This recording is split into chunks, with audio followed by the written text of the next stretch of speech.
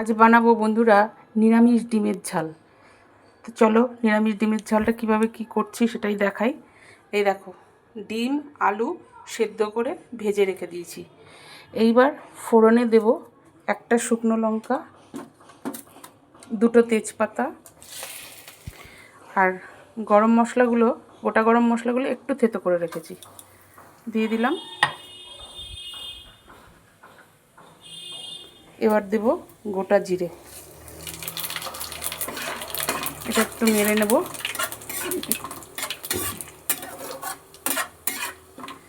নেড়ে নিয়ে এবার এখানে ক্যাপসিকাম আর টমেটো কুচিয়ে রেখেছি, এটা দিয়ে দিলাম।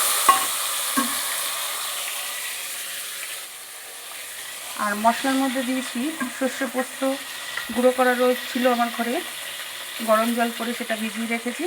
তার মধ্যে নুন, হলুদ, লঙ্কার গুঁড়ো, শুকনো লঙ্কার গুঁড়ো, মিষ্টি সব দিয়ে রেখে দিয়েছি, আর একটু আদা গ্রেট করে দিয়েছি। এইবার টমেটো আর ক্যাপসিকামটাকে আমি আগে ভালো করে একটুখানি ভাজা ভাজা করে নেব। গ্যাসটাকে এবার একটু বাড়িয়ে দিলাম। ভেজে নিয়ে তারপরে আমি মশলাটা দেবো।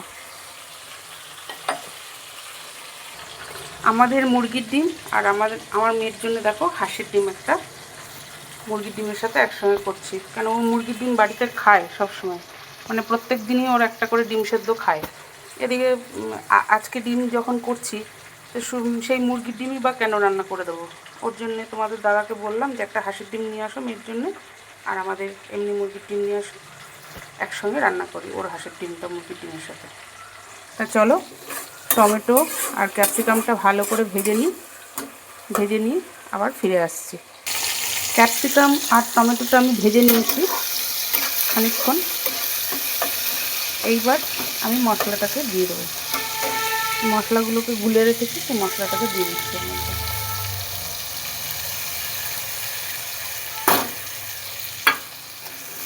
এইবার এর সাথে ভালো করে মশলাটাকে কষিয়ে নেব টমেটো আর ক্যাপসিকামের সাথে। আচ্ছা, এর মধ্যে একটুখানি গরম মশলা দিয়ে দিচ্ছি, আর নামানোর আগে আমি একটু ঘি দেবো। মশলাটাকে কষিয়ে নিয়ে ফিরে আসছি। মশলাটা কষানো হয়ে গেছে, এবার ডিম আলুটা আমি দিয়ে দিলাম। ডিম আলুটা এবার মশলার সাথে খানিকক্ষণ কষিয়ে নিই, তারপরে ফিরে আসছি। আমার মশলার সাথে আলু আর ডিমটা কষানো হয়ে গেছে, তেল ছেড়ে দিয়েছে মশলার গা দিয়ে। এবার আমি জল দিয়ে দিচ্ছি।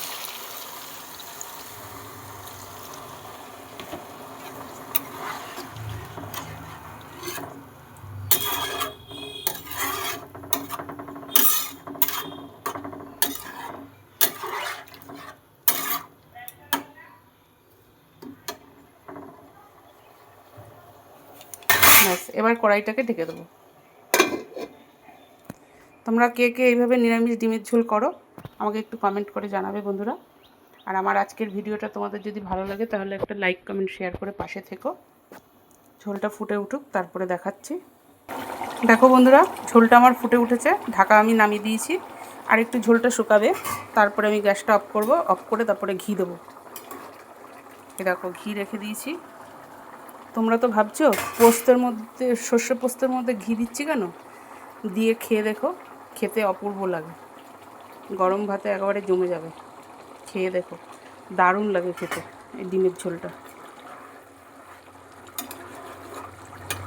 তোমরাও একবার এরমভাবে খেয়ে দেখো, সর্ষে পোস্তর সাথে ঘি দিয়ে, গরম মশলা দিয়ে, তারপরে আমাকে কমেন্ট করে জানাবে কেমন খেলে। আজ তাহলে এই পর্যন্ত, কাল আবার নতুন কোনো ভিডিও নিয়ে হাজির হবো। ততক্ষণে তোমরা সবাই সুস্থ থেকো, ভালো থেকো, সাবধানে থেকো। আজকের মতো টাটা, বাই বাই।